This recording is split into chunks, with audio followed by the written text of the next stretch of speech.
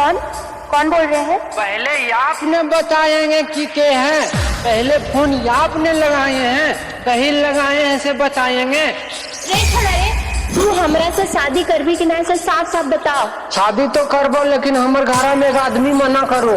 के मना करो? तोर पापा ना तोर मैया ना तो फिर तोरा के मना करो? हमर कन्हैया।